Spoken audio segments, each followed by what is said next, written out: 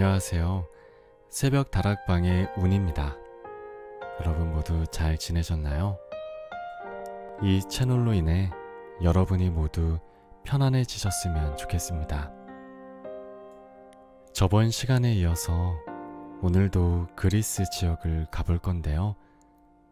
어떤 곳으로 가볼지 기대해 주셔도 좋습니다. 구독과 좋아요, 알림 설정은 저에게 큰 힘이 됩니다. 자, 그럼 숙면 여행으로 떠나보겠습니다.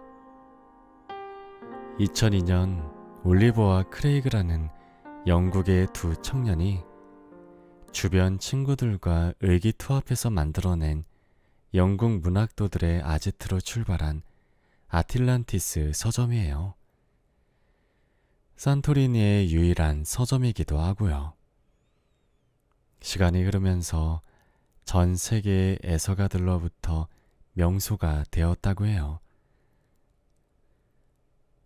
들어가는 길의 한쪽에는 도네이션 박스가 있고 영화 속에나 나올 것 같은 구부정한 코너를 가진 내부에는 하얀색 분필, 초록색 미니 칠판을 연상케 한 그리스어의 간판이 걸려 있어요.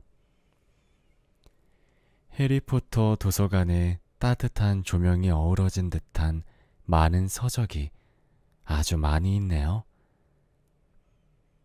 구하기 어려운 고서들과 전 세계에서 수집된 다양한 책들이 각기 다른 색깔의 표지를 하고는 꽂혀 있는데 아쉽게도 한국어로 된 책은 찾기가 쉽지 않아서 포기해야겠어요. 키가 맞지 않지만 나란히 꽂혀 있는 책도 보이고요. 엉성한 듯 보이지만 나름의 규칙으로 정돈되어 있어요. 아틀란티스 서점을 왔다는 기념이 되는 스탬프를 찍기 위해 붉은 와인빛이란 두꺼운 책 한 권을 사들었습니다. 이곳에서 걸음을 옮겨 한 계단 더 올라가면 벽돌색의 항아리에서 커나가는 선인장이 보이는 옥상이 있어요. 지나쳤을 뻔한 곳에 서게 되면 달려가는 시간의 어느 한 자락을 잡을 듯한 기분이 들어요. 이글거리는 태양의 열기가 가득한 산토리니의 여름. 절벽에 위치한 마을이라서인지 강하게 내리쬐는 햇볕을 그대로 마주하며 이곳 저곳을 다 구경하기엔 여간 쉬운 일이 아니죠. 산책, 걷는 것만으로 행복한 일은 그늘이 지는 시간으로 잠시 미뤄두고 맛집이라고 소문난 그리스식 타파스 음식점으로 가볼까요? 시원한 맥주와 와인 메뉴를 보니 메말랐던 입이 꼬물꼬물. 산토리니의 로컬 맥주, 동키 맥주 한 잔을 캬 하고 들이켜고 그리스 여행에서 빠질 수 없는 그릭 요거트도 스푼 가득 한 움큼 떠서 먹어봅니다. 피타 브레드를 예쁘게 벌려 차기키를 넣고 겹겹이 고기도 넣고 양파와 토마토를 곁들여서 입으로 후다닥 넣어요.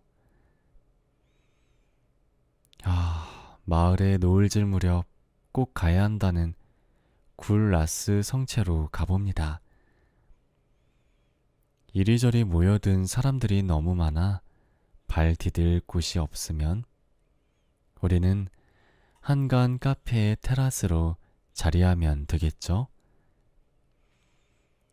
해가 뉘엿뉘엿 보는 것만으로도 흥미로운 산토리니의 동키 택시가 지나가요. 동키는 무슨 생각을 하고 있을까요?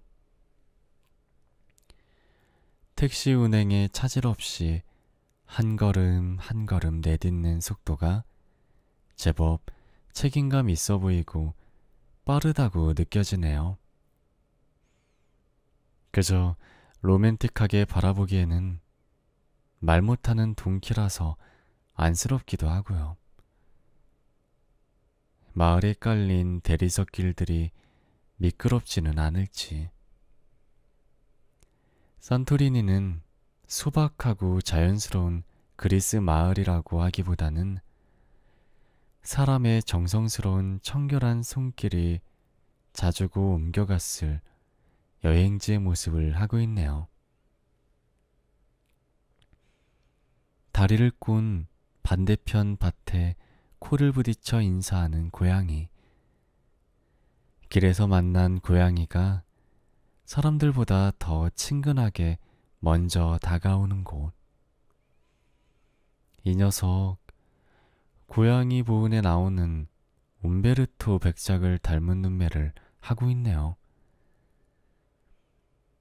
보석 같은 눈을 마주하고 앉아 이 녀석이 비추는 곳으로 들어가 보면 영화 배경지의 맘마미아 코르프가 보입니다. 그리스에서 두 번째로 큰 섬이라고 해요. 오묘하면서도 아름다운 푸른 물 색깔을 위로 사람들이 북적이는 곳.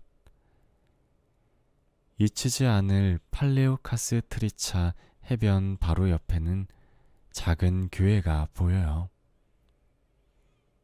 과연 사랑과 믿음, 용서를 상징하는 색을 핑크색으로 표현한 것인지 온통 핑크빛 파스텔 톤으로 칠해져 동화 속에 들어온 것만 같아요.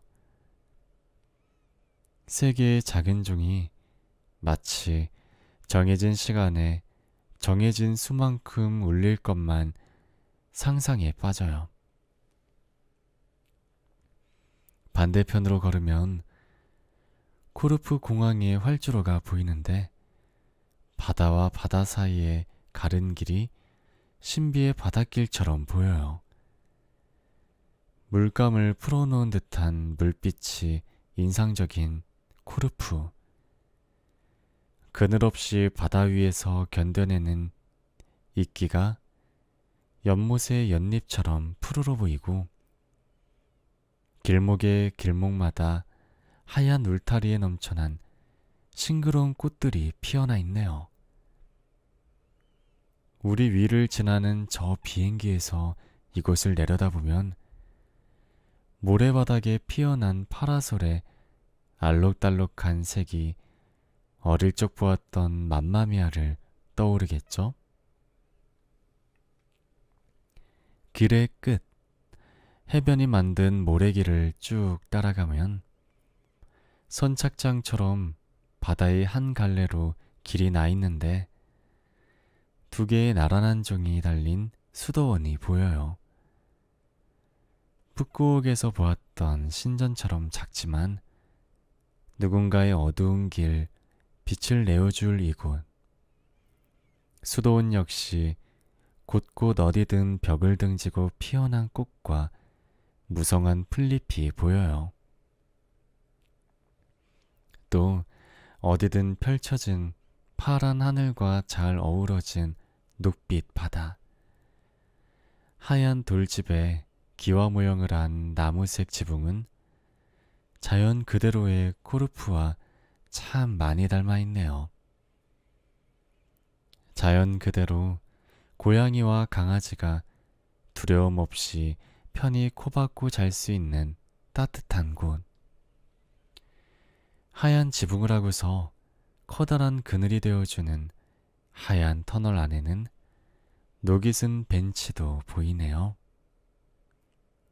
벤치 하나를 지나치면 동굴 대신 하늘의 울타리를 하고 피어난 꽃들이 펼쳐진 고운 양산처럼 보이는데 바닥에는 꽃 모양을 한 그림자가 꽃잎 하나하나를 더욱 선명히 그리고 고양이 두 마리가 토끼 같은 발을 하고선 발을 쭉 뻗고 세상 모르게 잠들어 있네요. 거닐고 거닐면 푸른 나무들이 바다를 향해 누워 있어서 마치 바다 위에 피어난 나무, 바다 위에 피어난 우리는 정상 위에 다다르게 되어요. 지나왔던 길을 따라 다시 걸어 나왔어요. 길 끝에 곁길이 보이지만 몇 걸음 더 뒷걸음 쳐서 그곳을 가만히 감상해 봅니다. 조각배가 떠 있는 바다, 무인도처럼 바다 위로 생겨난 언덕, 언덕으로 운행 중인 기찻길 같은 구름이 보여요.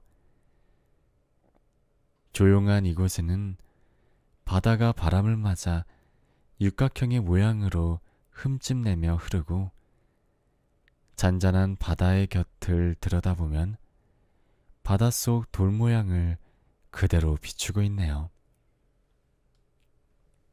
노란 빛, 초록빛, 조각비의 그림자를 그려내는 이 바다는 여름의 청량한 나무의 색을 그대로 보존하고 있어요. 다이아몬드처럼 조각 사이사이로 빛나는 움베르토 백작을 닮은 고양이 눈에서 빠져나와 다시 산토리니로 돌아왔어요. 미로처럼 이어지는 좁다란 산토리니의 좁은 계단을 오르고 올라 자쿠지에 몸을 담고 별빛이 쏟아지는 밤하늘을 보며 하루를 마감합니다. 여행이란 짐을 쌀 때의 설렘과는 다르게 막상 대체로 정신없이 후다닥 저물어버리는 하루하루에 온몸의 모든 힘을 다 빠지게 할 정도의 체력 고갈로 고단함이 반복되기도 하죠. 예를 들면 입사해서 첫 출근 날처럼 의지와는 다르게 긴장을 놓칠 수 없는 고단함이라고 할까요?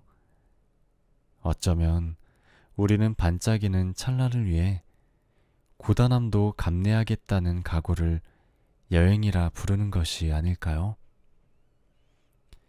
오랜 걸음에 지쳐 기대 없이 들어간 선술집의 맥주 맛이 기가 막힐 수도 있고 대충 헉이나 달래로 들어간 곳에서 베니 굿맨의 스윙 재즈곡을 실컷 듣게 되는 식으로 말이에요. 영상이 하나 둘 쌓일수록 여러분과 우리들 사이에 나눌 이야기가 풍부해질 거예요. 우리 여행에 그것보다 더 좋은 게 있을까요? 또 만나요. 잘 자요. 새벽 다락방 다음에 다시 만나요.